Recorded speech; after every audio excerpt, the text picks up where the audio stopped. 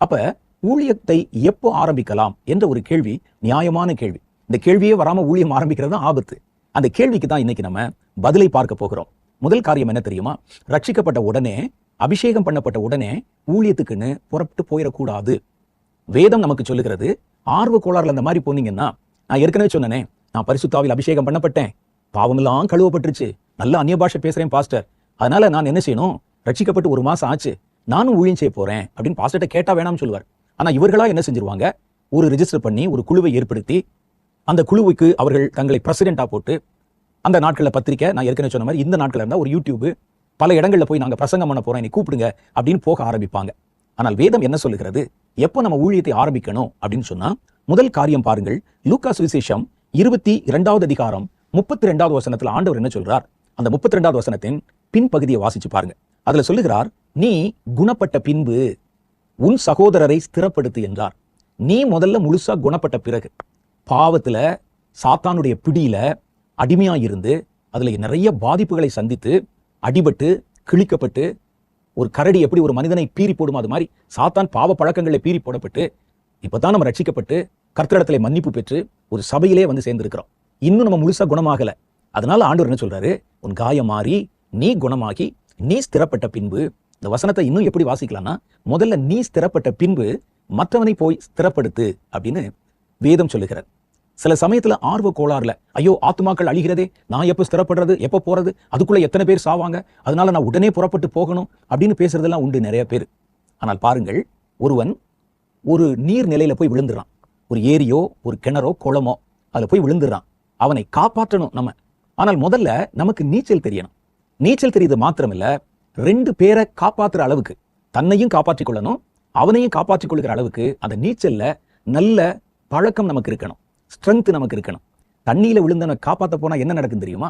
அவன் நம்மையும் சேர்த்து தண்ணிக்குள்ள இழுத்துருவான். தண்ணிக்குள்ள விழுந்தவனை முடிய பிடிச்சி தான் இழுக்கணும். நீங்க இடுப்பை பிடிச்சிட்டீங்கன்னா அவன் நம்மை சேர்ந்து உள்ள இழுத்து விடுவான்.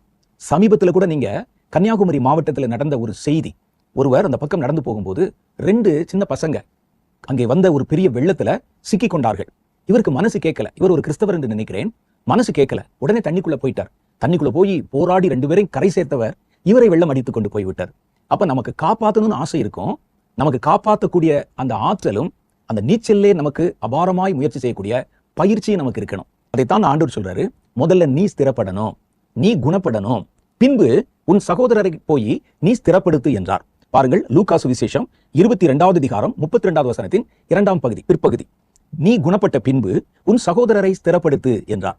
அப்ப முதல்ல நம்ம என்ன செய்யணும், கர்த்தருக்குள்ளே நம்ம வந்த உடனே ஊழியம்னா என்ன, கர்த்தர்னா என்ன, வேதம்னா என்ன, அதுல நல்ல பயிற்சியும் அனுபவமும் நமக்கு கிடைக்கணும். 2வது, அடுத்தவர்களுக்கு ஊழியம் செய்யக்கூடிய அளவுல நமக்கு ஒரு பலன் உண்டாகணும், ஒரு ஸ்ட்ரென்த். நம்ம நம்மையும் காப்பாற்றிக் கொள்ளணும், அவர்களையும் காப்பாற்றி விடணும். பாவத்திலே விழுந்தவர்கள், சாத்தான் பிடியிலே விழுந்தவங்க, நெருப்புக்குள்ள விழுந்தவங்களை சிலரையாவது வெளியே இழுத்து விடும்படி அப்படின்னு சொல்றாரு. ஒரு நெருப்பு பிடிக்கிற இடத்துக்குள்ள நீங்க வாட்டு உள்ள நுழைஞ்சிருவீங்களா? இல்ல, அதுக்கு பயிற்சி நமக்கு ரொம்ப தேவை. அப்ப வேதம் நமக்கு சொல்லுகிறது, ஒரு குறிப்பிட்ட அளவு நீங்கள் வளர்ச்சி அடைந்த பிறகுதான் மற்றவர்களை ஆதாயம் செய்வதற்கு புறப்பட்டு போகணும். இப்படி ஆர்வ கோளாறுல, நான் தான் ரட்சிக்கப்பட்டனே, பாஸ்டர் பேசுற செய்தியை 3 மாசமா கேட்டுட்டு இருக்கனே, அந்நிய பாஷை அடுக்கடுக்கா பேசுறேனே, கையெல்லாம் நடுங்குதே, அப்ப நான் ஊழியத்துக்கு போகலாம் அப்படின்னு நினைச்சு ஆர்வத்தில் அவசரப்பட்டு போறவங்க இருக்காங்க பாருங்க, அவர்கள் சீக்கிரமே பின்வாங்கி போய் விடுகிறார்கள், அல்லது வளர்ச்சி இல்லாமல் தளர்ந்து போய் விடுகிறார்கள். அது சீக்கிரமே நடந்துருது. கொஞ்ச நாள் செஞ்சு பார்ப்பாங்க, ஒரு ரவுண்ட் ஓடுவாங்க, அதுக்கப்புறம் அவங்களால ஓட முடியாது. சிலர் விழுந்து பின்வாங்கி போயிடுவாங்க, விழுந்துருவாங்க. காரணம், அவர்களுக்கு அந்த பாதையிலே நிற்க முடியாது, நடக்க முடியாது. எப்படி ஒருவனை காப்பாற்ற முடியாதபடிக்கு நீச்சல் தெரியாத அல்லது 2 பேரை காப்பாற்றக்கூடிய அளவுக்கு திராணி இல்லாத ஒருத்தர் உள்ளே இறங்கி அவனை வயிற்ற பிடிச்சிட்டாருன்னா அவன் நம்ம கவித்துருவானோ, அதே மாதிரி ஊழியத்துல போகும்போதும் நமக்கு எதிராக வருகிற காரியங்களை சமாளிக்க முடியாம ஒண்ணு பின்வாங்கி போயிடுவோம், அல்லது பலவீனமாய் ஊழியத்தை கைவிட்டு போய்விடுவோம். அப்ப இதுக்கு நமக்கு என்ன வேணும் அப்படின்னு கேட்டா, அஸ்திபாரம் என்பது ரொம்ப அவசியம். ஒரு கட்டடத்தை அதுக்கு பிறகு நீங்க கட்டும்போது வேகமா கட்டலாம், ஆனா அஸ்திபாரம் எவ்வளவு ஸ்ட்ராங்கா பண்றோமோ அதுக்கு கொஞ்சம் கால தாமதம் ஆகும். அஸ்திபாரம் போடாம சும்மா ஒரு அரை அடிக்கு ஒரு சின்ன ஒரு பள்ளத்தை தோண்டி அதுல கல்ல அடிக்கி கூட கட்டடம் கட்டலாம், ஆனா ஸ்ட்ராங்கா நிக்காது. அப்ப எவ்வளவுக்கு உயரத்துக்கு நீங்க கட்டடம் கட்ட போறீங்களோ, எத்தனை ஃப்ளோர் கட்ட போறீங்களோ, அந்த அளவுக்கு கீழே அஸ்திபாரத்தை பலமுள்ளதாக நம்ம அமைக்கணும். அஸ்திபாரம் போடுறதுக்கு இவ்வளவு செலவாகுதே, மேல கட்டின கட்டட அளவுக்கு கீழே அஸ்திபாரத்துக்கு செலவாகும். நீங்க கேட்டு பாருங்க, சொல்லுவாங்க, மேல நீங்க எவ்வளவு பெரிய கட்டடம் கட்டுறீங்களோ அஸ்திபாரத்துக்கு அவ்வளவு செலவாகும், உள்ள நாளும் ஆகும். அப்ப ஏன் அவ்வளவு நாள் ஆகுதுன்னு சொன்னா, அந்த அஸ்திபாரம் தான் அந்த கட்டடம் முழுவதையும் தாங்கக்கூடியது. அப்ப நம்ம ஆரம்பத்துல துவக்க நிலைமையில ஊழியம் செய்கிற ஆர்வம் நமக்கு இருக்கும், நல்லது. ஆனால் அந்த ஆர்வத்தை மனதில் வைத்துக்கொண்டு நாம் ஆயத்தப்பட ஆரம்பிக்கணும். எத்தனையோ பேர் வியாதியில இருக்கிறத பார்க்கிறோம், உடனே போய் நம்ம டாக்டர் மாதிரி ஊசி போடவோ ஆபரேஷன் பண்ணவோ செய்ய முடியுமா? முடியாது. அதுக்கு பயிற்சி பெற்ற, தேர்ச்சி பெற்ற அவங்க தான் போய் காரியத்தை செய்ய முடியும். அப்ப நாம் என்ன செய்யலாம்? நீங்கள் ரட்சிக்கப்பட்ட துவக்க காலத்துல ஊழியம் செய்யணும் ஒரு வாஞ்சை உங்களுக்குள்ள இருந்ததுன்னா, நீங்கள் சில காரியங்களிலே வளர்ச்சி அடைய வேண்டியதும் பயிற்சி பெற வேண்டியதும் அவசியம். அப்படி இல்லாம நம்ம ஊழியத்துக்கு போவது ஆபத்தை உண்டு பண்ணிவிடும். அந்த ஊழியத்துல தேவன் எதிர்பார்க்கிற மாதிரி ஆவிக்குரிய உயர்வு, நல்லா கவனிங்க, ஆவிக்குரிய உயர்வு. சிலர் பாத்தீங்கன்னா இந்த பயிற்சியில நம்ம சும்மா ஊழியம் செய்வாங்க, உலகத்துல உயர்வு இருக்கும் அவங்களுக்கு, நிறைய காணிக்க கொடுக்குறவங்க அல்லது அவங்களுடைய ஊழியத்தை பாராட்டுகிறவர்கள் அப்படிலாம் இருப்பாங்க. ஆனால் ஆவிக்குரிய உயர்வு நமக்கு வரணும்னு சொன்னா முறையாக தேவனுடைய ஊழியத்தை நம்ம செய்ய பழகணும். 1 பேதுருவின் புஸ்தகம் 5வது அதிகாரம் 6வது வசனத்தை நான் உங்களுக்கு நினைப்பூட்ட விரும்புகிறேன். அந்த வசனம் என்ன சொல்லுதுன்னா, ஏற்ற காலத்திலே கர்த்தர் உங்களை உயர்த்தும்படி அவருடைய பலத்த கைகளிலே அடங்கி இருங்கள். அதான் வசனம்.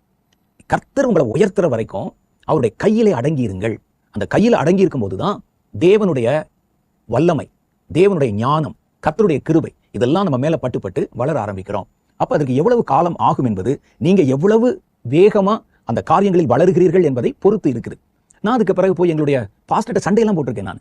நான் பாஸ்டர் எல்லாரும் அழிகிறார்கள், ஜனங்கள் கர்த்தருடைய வருகை வேற சமீபம்னு போன வாரம் பேசுனீங்க, நான் ஊழியம் செய்யணும்னு நினைக்கிறேன், என்னை நீங்க அனுப்ப மாட்டேங்கிறீங்களே அப்படின்னு சொன்னேன். அவர்கள் அதெல்லாம் அனுப்ப முடியாதுன்னு சொல்லிட்டாங்க. இப்ப போகக்கூடாது, நீங்க ரட்சிக்கப்பட்டு இப்பதான் 2 மாசம் ஆகுது, 3 மாசம் ஆகுது, அதுக்குள்ள பைபிளை தூக்கிட்டு போய் என்ன பேசுவீங்க, என்ன பிரசங்கம் பண்ணுவீங்க, முதல்ல கீழ்ப்படுதலை கற்றுக்கொள்ளுங்க அப்படின்னு சொல்லி கொஞ்சம் கடினமாகவே சொன்னாங்க.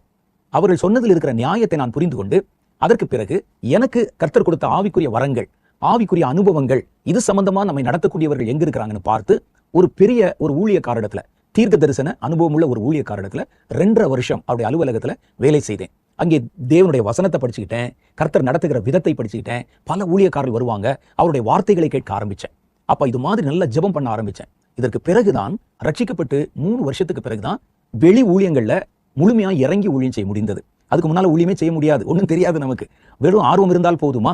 விமானத்தை ஓட்ட ஆர்வம் இருக்கும், கார் ஓட்ட ஆர்வம் இருக்கும், அவ்வளவு விடுங்க. சைக்கிள் ஓட்டுறது கூட ஒரே நாள் வந்துருமா?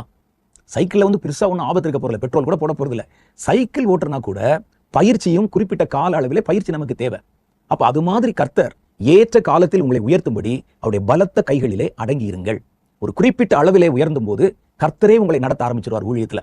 அப்ப அது வரைக்கும் நம்ம பொறுமையா காத்திருக்கணும். அப்ப இந்த காலகட்டத்துல நம்முடைய அஸ்திபாரம் எதுல எல்லாம் நம்ம ரொம்ப கவனமாக வளர வேண்டும் என்பதில் சில காரியங்களை நான் உங்களுக்கு ஆலோசனையா சொல்ல விரும்புகிறேன். இந்த வார்த்தைகளை கேட்கிற புதிதாய் கர்த்தரை ஏற்றுக்கொண்ட தேவனுடைய பிள்ளைகள், ஊழியத்துக்கு போகணும் போகணும் போகணும் எனக்குள்ள ஒரு பாரம் இருக்கு அப்படிங்கிறவங்க இந்த செய்தியை நல்லா கவனிச்சு கேளுங்க. முறையான பயிற்சி பண்ணப்பட்ட, முறையாக அஸ்திபாரம் இடப்பட்ட கட்டிடம் தான் நிலைக்கும் வளரும்.